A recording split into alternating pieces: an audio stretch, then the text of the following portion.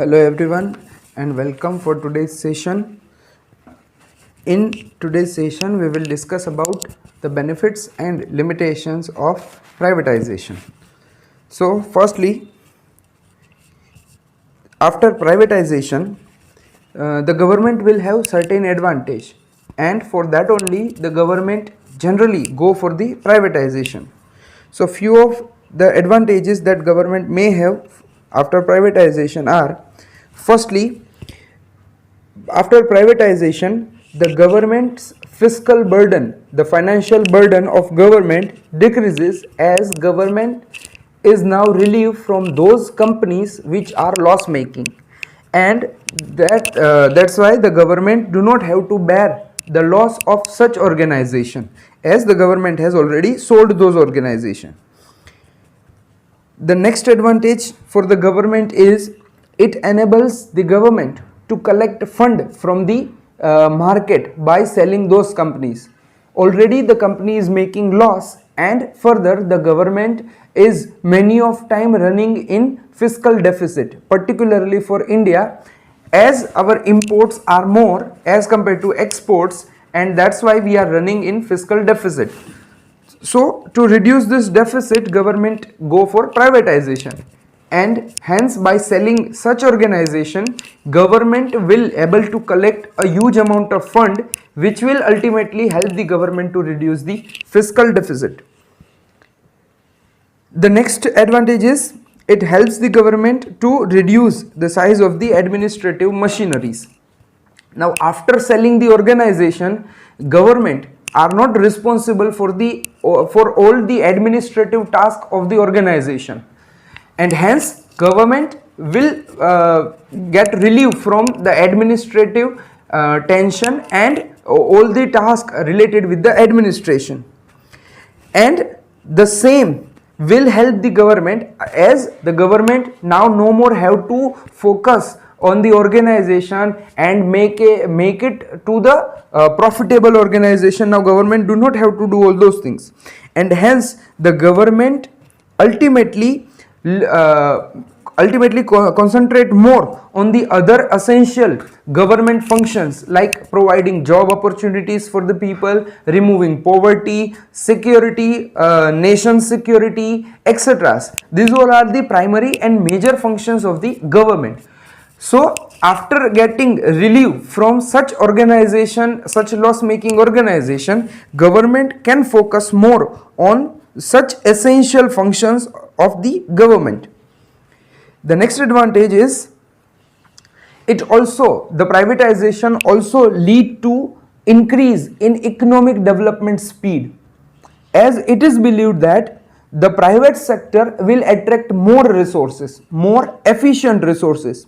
It is believed that the private sectors are more efficient as compared to the public sector, as compared to the government sector, and hence they are able to work from lesser resources, they are able to operate in lesser resources with more efficiency, and hence ultimately the consumption of resources in a limited available resources, the private sector may work efficiently.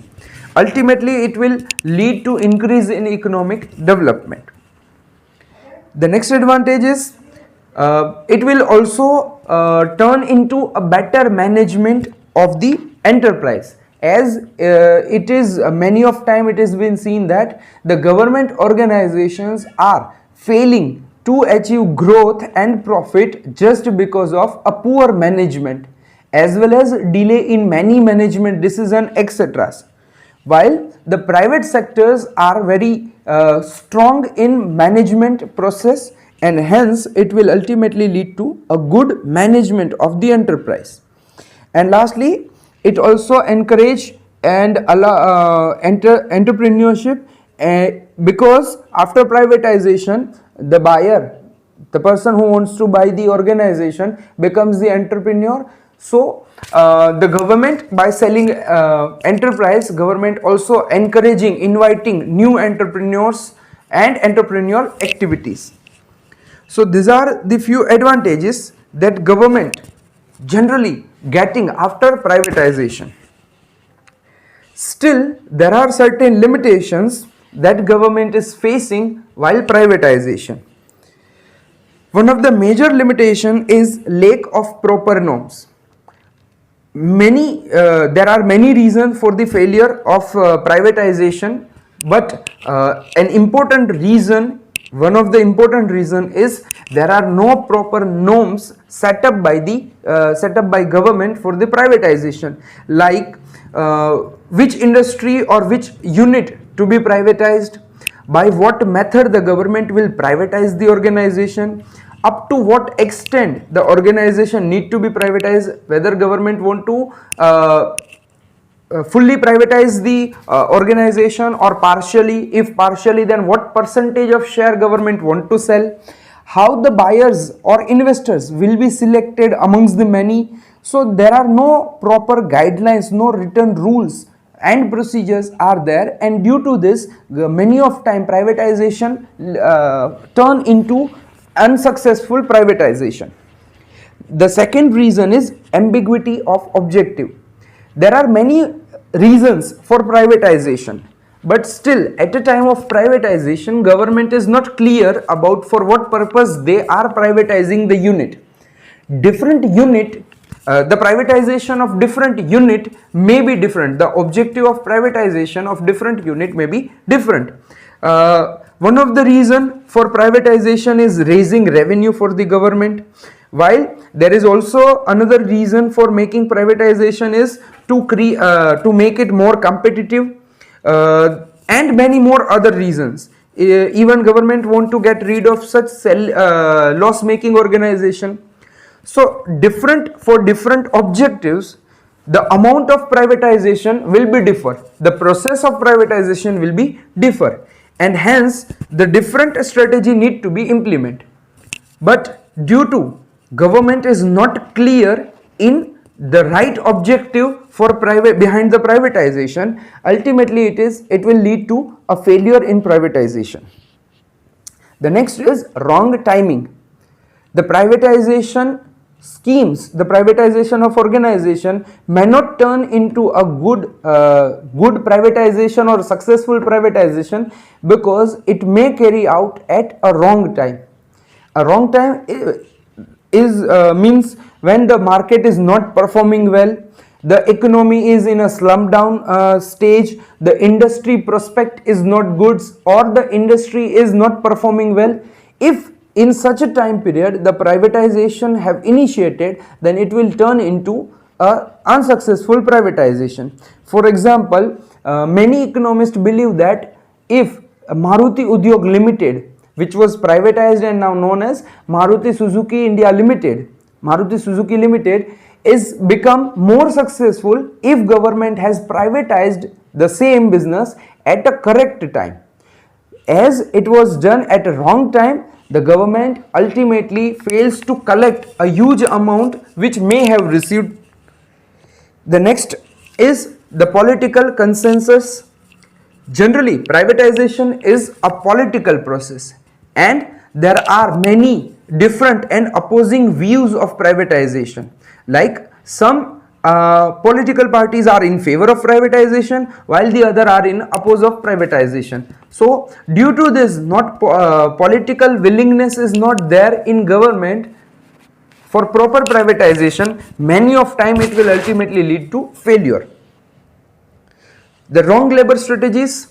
At a time of privatization, a major opposition has been seen from the employee side, as they are thinking that their job will be, they lost their job after converting into a private organization, and that's why they are opposing for such privatization. For example, recently government is planning to privatize some portion of LIC, Life Insurance Corporation, and after announcing this, many labor unions related with the LIC have come front and have started opposing for this government step, because they think that their job will be, they lose their job. And to resist all this labor, to make them not opposing this process, the government sometimes provide some unrealistic promises, like their job will not be lost after even privatization, or for 10 years the private company will not be able to go for retrenchment strategy, etc. So such unrealistic labor strategies may not be acceptable to private business, and ultimately it will lead to unsuccessful privatization. The wrong environment: simple transfer of ownership from one company to another company will not improve the performance of the organization. To improve the performance of the organization, along with the ownership, many things need to be changed, including the working environment of the organization. The transfer of ownership alone will not lead to successful privatization, and ultimately the private organization need to change the working environment in private organization and in government organization altogether different. So to achieve a successful privatization, government need to change the environment, but due to certain reason, government give promises and government resist the company to change the environment. The next is problem of cultural change. As I said earlier, the working environment and the culture in private organization and in government organization both are totally different. So to improve the organization performance, there need to be change in work culture and total enterprise culture. So due to this also, sometimes laborers and government do not ready for privatization. And the last limitation is prevalence of monopoly element. If privatization results in the conversion of public sector monopoly to private sector monopoly, then privatization must not convert into a beneficial for people as well as other stakeholders. It may be possible that it will make more situation more worst, and hence government is not ready for privatization. Say for example, the government sector is having a monopoly in railway, and if the government privatize full railway, then it will ultimately lead to the private transfer of public sector monopoly to private sector monopoly. And if there is private sector monopoly, then private sector may charge any amount of rupees, may not provide proper services, etc. So the government aim of serving the nation will not be fulfilled, and it may possible that it will make situation more worst situation. And due to all these reasons, many of time government is also not willing to make the organization a private organization. So that is all about today's session. Have a nice day. Goodbye.